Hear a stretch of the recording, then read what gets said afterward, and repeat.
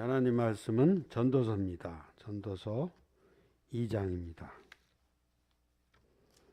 2장 1절에서 11절까지요. 제가 가진 성경은 950쪽에 있습니다. 949쪽이네요. 949쪽. 전도서 2장 1절에서 11절까지인데요.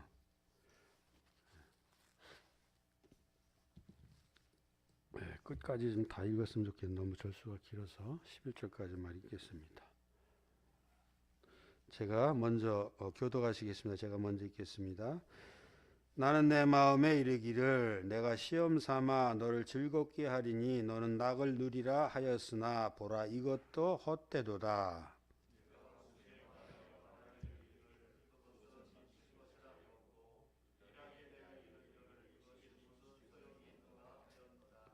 내가 내 마음속으로 깊이 생각하기를 내가 어떻게 하여야 내 마음을 지혜로 다스리면서 술로 내 육신을 즐겁게 할까? 또 내가 어떻게 하여야 천하의 인생들이 그들의 인생을 살아가는 동안 어떤 것이 선한 것인지를 알아볼 때까지 내 어리석음을 꼭 붙잡아 둘까 하여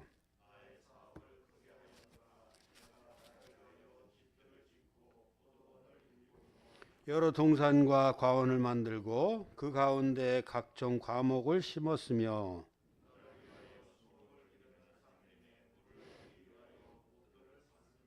남녀노비들을 사기도 하였고 나를 위하여 집에서 종들을 낳기도 하였으며 나보다 먼저 예루살렘에 있던 모든 자들보다도 내가 소와 양 떼의 소유를 더 많이 가졌으며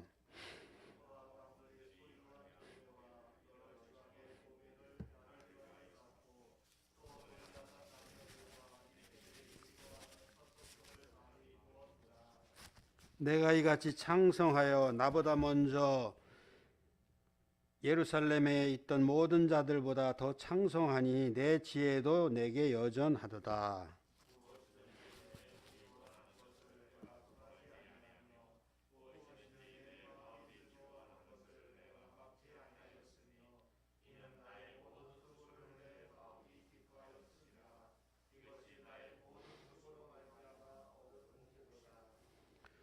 같이 읽겠습니다. 그 후에 수고로 말미암아 그 후에 내가 생각해 본즉 내 손으로 한 모든 일과 내가 수고한 모든 것이 다 헛되어 바람을 잡는 것이며 해 아래서 무익한 것이로다. 아멘. 여러분 전도서가 1장부터 12장까지 있죠. 이 전도서를 한마디로 이렇게 요약한다면 전도서가 무엇을 말하는 것일까요?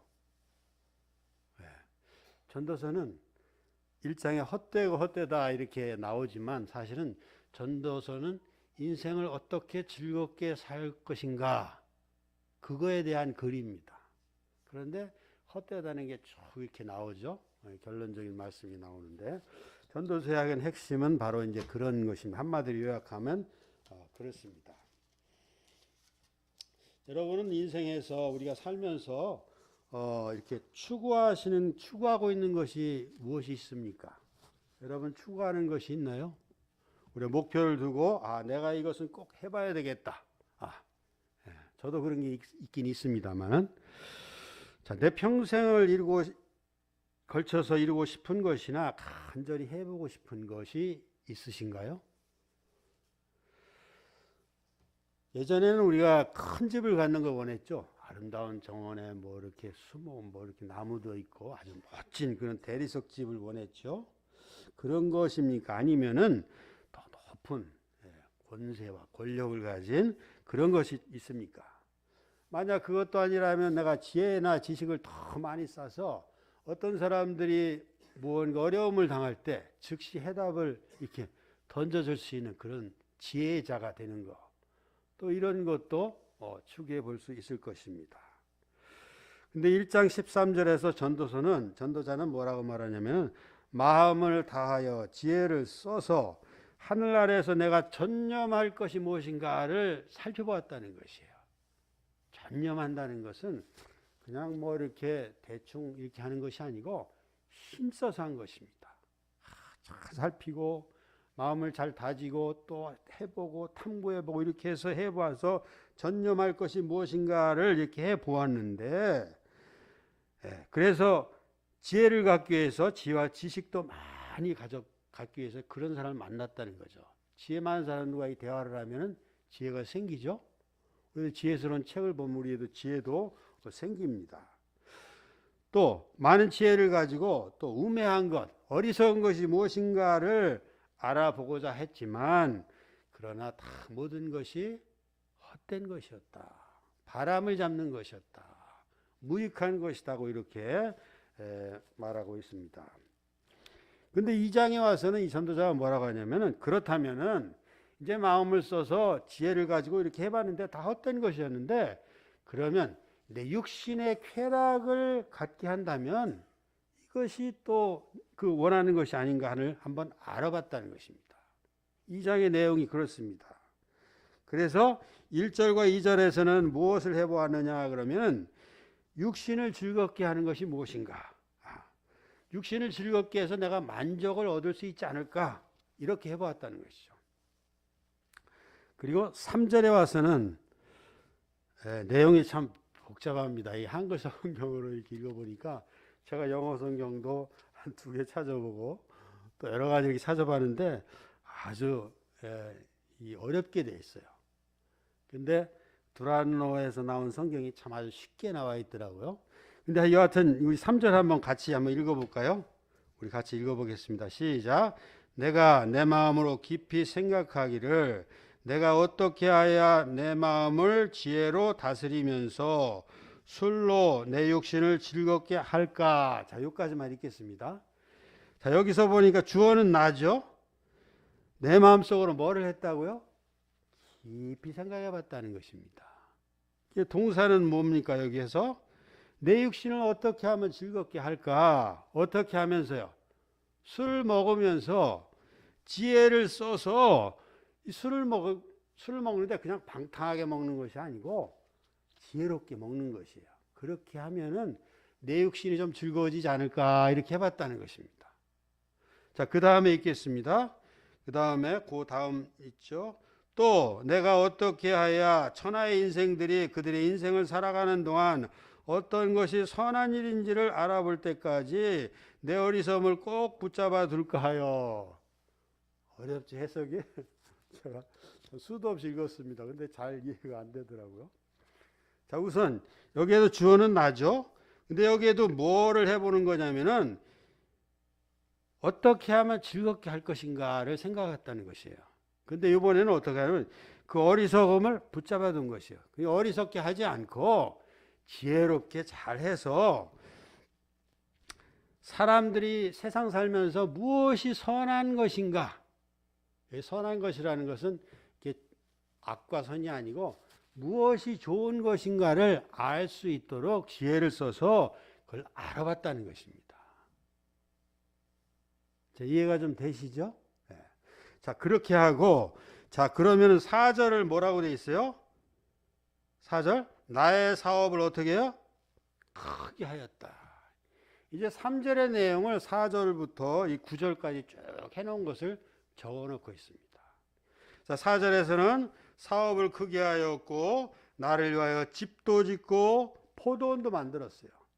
그리고 5절에 와서는 거기에 과원을 만들고 각종 나무도 심었습니다. 그리고 6절에 와서는 나를 위하여 수목을 기르고 산림도 늘고 못도 팠어요. 연못을 넓게 팠죠. 그 다음에 7절에 와서는 뭐예요? 그런 일을 하기 위해서 노비를 또 샀어요. 노비도 산 것뿐만 아니라 그 노비들이 종을 낳도록 또 했다는 것이죠. 그렇게 하고, 그래서 나보다 먼저 솔로몬 자기 전도자보다 먼저 있었던 사람들보다도 더 내가 소와 양떼가 더 훨씬 많았다는 것입니다. 아버지 다윗보다 더 많았다는 그런 얘기도 되겠죠.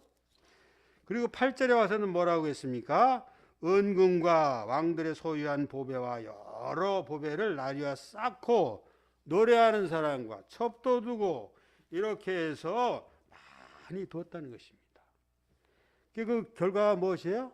내가 다른 사람보다 어떻게 창성했다. 무슨 뜻이에요? 크게 됐다는 것이에요. 사업을 벌여가지고 크게 사업을 보니까 내가 크게 되었다. 그리고 여전히 나는 지혜도 있다는 것을 이렇게 말하고 있습니다. 그것이 무엇이냐? 어떻게 한 것이냐면 10절에서 무엇이든지 내 눈에 원하는 것을 내가 금하지도 않았어요. 왕이니까 뭐 하고 싶은 거 다 했죠. 또 내 마음이 즐거워하는 것을 내가 막지도 않. 누가 막겠습니까? 왕이 한다는 것을 다 해봤다는 것입니다.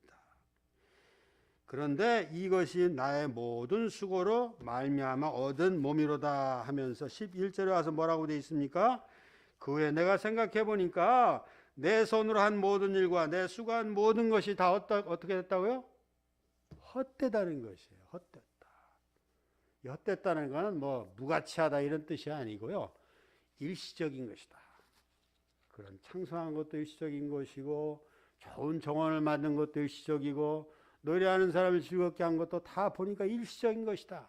다시 말하면 만족이 없었다는 것이에요. 마음에 만족이 없었다는 것입니다.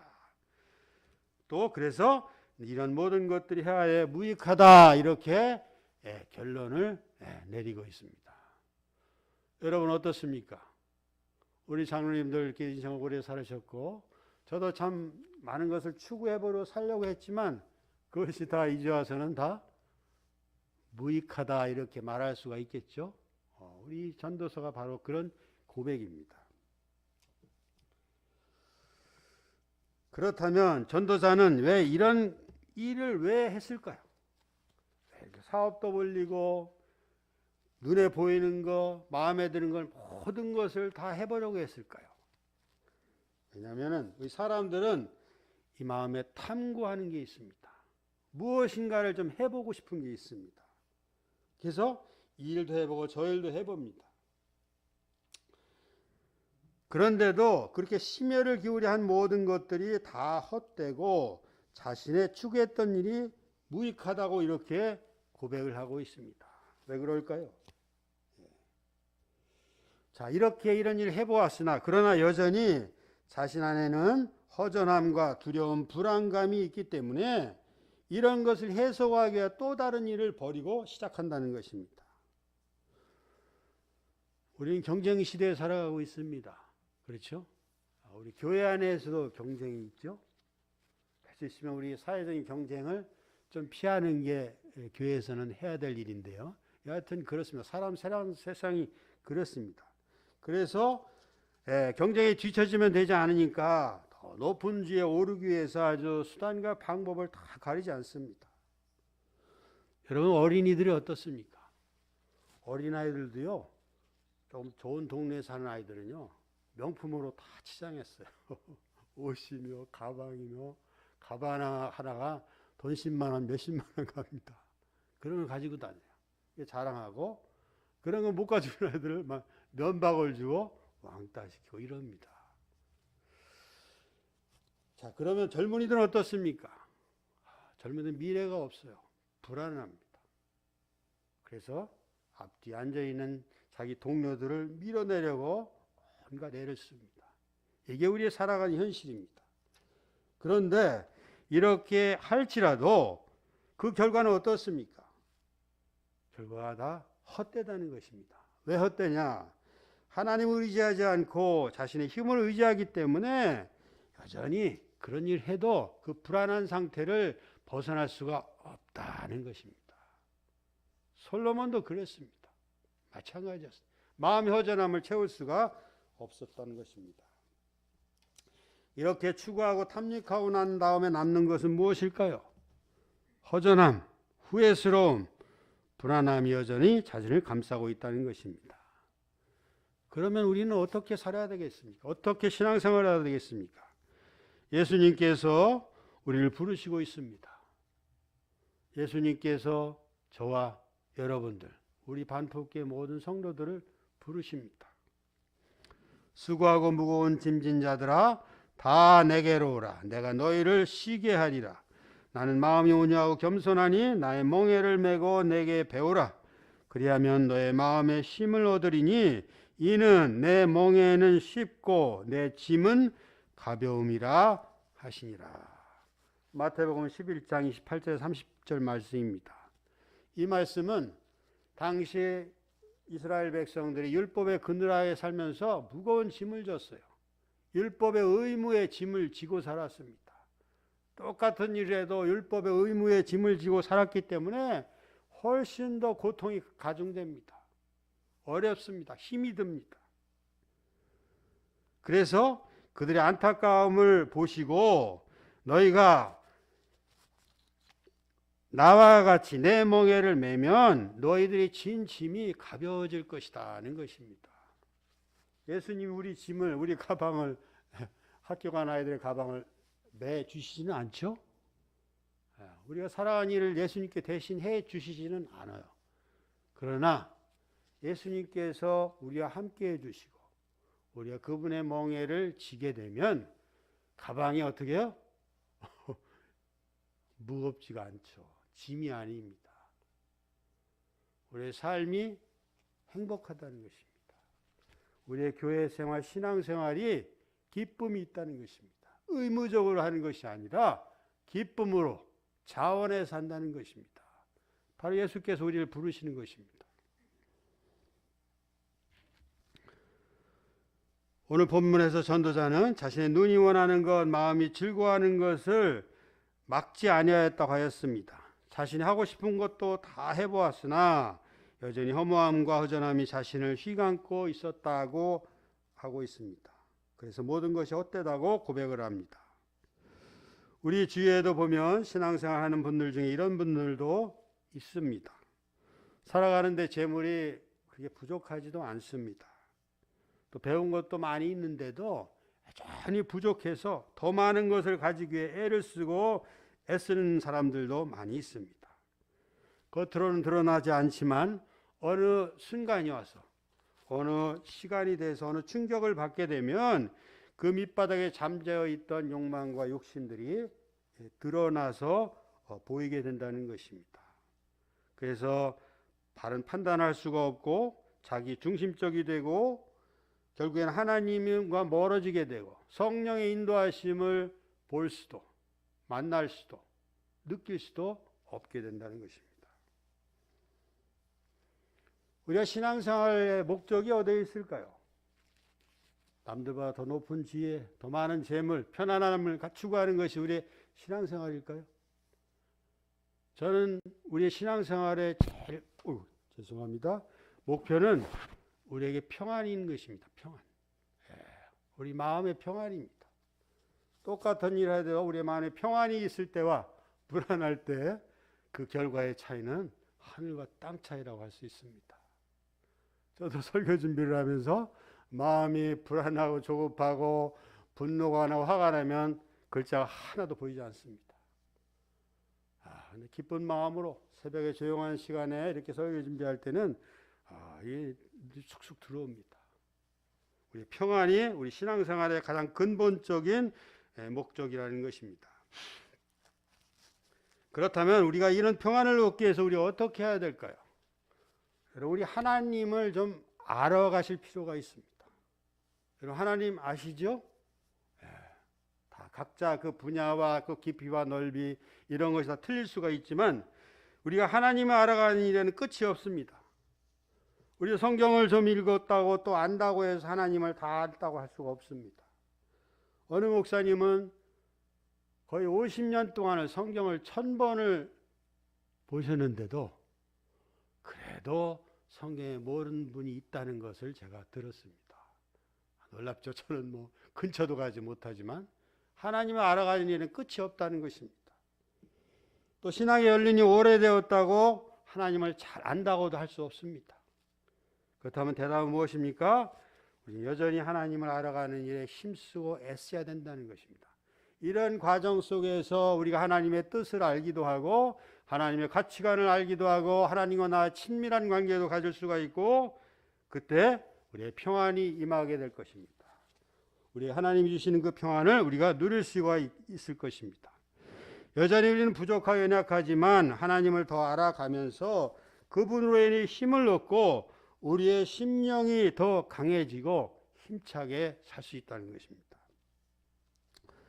자신의 힘으로 살아가는 것이 아니라 그분이 주시는 힘으로 살아갈 때 이 전도자처럼 허무함이나 허전함이 아니라 정말 기쁘고 즐거운 마음으로 살아갈 수 있다는 것입니다.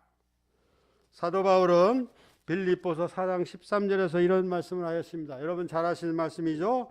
내게 능력 주시는 자 안에서 내가 모든 것을 할 수 있느니라. 이것은 바울이 자신의 어떤 지식으로 얻은 것이 아니고 체험을 통해서 얻은 것이에요. 그는 풍부함과 비천함을 다 겪었습니다. 두 양극단을 경험하면서 자신이 얻은 체험의 고백입니다. 이런 두 극단을 걸어가면서 그리스도와 함께 했을 때에 내 이 두 어려움을 다 겪을 수가 있구나 하는 것을 말씀하고 있다는 것입니다. 그래서 사도 바울은 자신이 그리스도 안에 있고 그분으로 인해서 어떠한 환경에서든지 만족할 수 있다. 이렇게 고백하고 있습니다. 버든 맥지라는 분은 이렇게 말했습니다. 그리스도께서는 당신으로 하여금 무엇을 하게 하시더라도 당신이 그것을 해낼 수 있는 힘을 공급해 주십니다. 그분이 당신에게 어떤 은사를 주시더라도 그 은사를 발휘할 수 있는 능력을 주십니다. 은사는 성도들의 삶 가운데 하나님의 영이 나타나는 것입니다. 당신이 그리스도 안에서 역사하시는 한 당신에게는 능력이 주어집니다. 그렇다고 당신이 하고자 하는 것을 무엇이든지 할 수 있는 무제한의 능력을 당신에게 주시는 것은 아닙니다. 그분이 당신에게 주시는 것은 당신을 향한 그분의 뜻이라는 맥락 안에서 모든 것을 할 수 있는 것입니다. 자, 여러분 우리가 하는 이 하나님의 뜻 가운데 있고 하나님의 영이 주시는 그 은사를 우리에게 주시면 예수 그리스도께서 그에 합당한 능력도 주신다는 것입니다. 은사는 여러 가지죠. 여러 가지 은사를 주신다면 능력도 주신다는 것입니다. 그래서 이런 사실을 알고 깊이 묵상하는 중에 그분의 뜻을 살피면 우리의 감당할 수 없는 능력도 주신다는 것입니다. 사람이 주는 힘이 아닙니다. 성령 하나님께서 주시는 하나님의 절대적인 능력입니다. 하나님을 알아가는 중에 우리의 자신의 초라한 모습도 볼 수 있습니다. 우리가 하나님을 알아가는데 가장 먼저 해야 될 것은 우리 자신을 어떻게 해요? 부인하는 것입니다. 나의 배경을 부인하고 나의 능력을 부인하고 나의 힘을 부인하게 될 때에 우리가 하나님의 능력을 힘입을 수가 있습니다. 하나님을 알아갈 수가 있습니다. 이것이 없기 때문에 우리가 하나님을 알지 못하는 것입니다. 그분의 뜻을 깨달을 수 있습니다. 여러분 아브라함은 하나님을 경외하는 중에 그분의 뜻을 알았습니다. 하나님 친밀한 관계를 가졌을 때 이 중복 기도를 통해서 소돔과 고모라 성의 그 기도의 5번의 기도를 통해서 하나님의 뜻이 무엇이구나 하는 것을 깨달았다는 것입니다. 그래서 아브라함은 언약을 받았고 실제로 그의 삶을 통해서 그의 언약을 이루게 되었던 것입니다. 여러분 오늘부터 사순절이 시작되었습니다. 저도 이 사순절이 얼마나 할지는 모르겠습니다. 30번은 못 할 것 같고요. 20번도 어떻게 모르겠고 그렇습니다. 이 사순절이 참 매년 행사라고 이렇게 생각하지 마시고 아직 젊으신 분이나 또 나이가 드신 분이나 신앙이 연륜이 깊으신 분이나 그렇지 않은 분이나 이 사순절이 나에게 특별한 사순절이 되어야 되겠다. 이렇게 한번 다짐을 하십시오. 그리고 이 사순절을 통해서 예수님이 어떤 분이신가? 왜 나를 구속하시고 대속하셨나? 한번 깊이 묵상해 보시기 바랍니다. 그래서 우리 안에 죽어있던 그런 영혼들을 깨워주시고 새롭게 하는 시간이 되시길 바랍니다. 여러분 예수 그리스도께 주시는 참 평안과 힘을 달라고 기도하십시오. 그분을 더 깊이 사모하시면서 따라갈 때 우리에게 참 평안이 주어지게 될 것입니다. 하나님을 경외하시면서 그분을 더 자세하게 알아가십시오. 성경을 통해서 알아가시고, 여러분 성경을 통해서 그냥 성경을 지식적으로 알지 마시고 하나님이 어떤 분이신가, 그분이 무슨 말씀을 하시는가, 나에게 어떤 말씀을 하시는가를 생각하면서 하나님을 더 깊이 알아가시면 여러분이 하나님과 같은 가치관을 갖게 되고 여러분의 기도도 자연히 응답받게 될 것입니다. 솔로몬은 자신의 힘으로 해볼 수 있는 모든 것을 다 해보았다고 했습니다. 그래도 마음이 차지 않았습니다. 그래서 2장에 와서는 나의 육신을 즐겁게 하면 낙을 얻을 수 있을까 생각하여 모든 것을 해보았다고 했습니다. 크게 궁전도 짓고 또 정원도 만들고 못도 파고 또 재물도 많이 모으고 항구도 만들고 그래 해보았는데 결국에는 다신 것이 다 헛되다고 이렇게 고백하였습니다. 왜 그럴까요? 그것은 그 안에 하나님의 뜻이었고 예수 그리스도가 함께 하시지 아니기 때문에 허전했던 것입니다.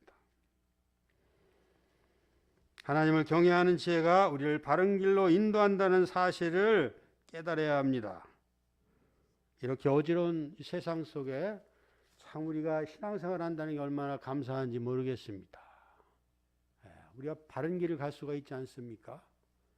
믿지 않는다면 우리가 이런 와중에 이런 어려운 중에 우리가 어떤 길을 갈지 누가 알겠습니까? 그런데 우리가 바른 길을 가게 한다는 사실을 깨달으셔야 됩니다.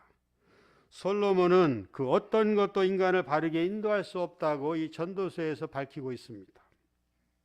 하나님을 경외하는 지혜가 우리를 바른 길로 인도한다는 사실을 깨달으시고 또 여러분과 저는 하나님을 경외하시는 가운데 더 그분을 깊이 알아가십시오. 그래서 우리의 삶이 보람되고 하나님과 같은 가치관을 갖게 되어 우리 삶 속에서 많은 열매를 맺어가시고 그런 복된 삶이 되시기를 간절히 바라고 기도하겠습니다.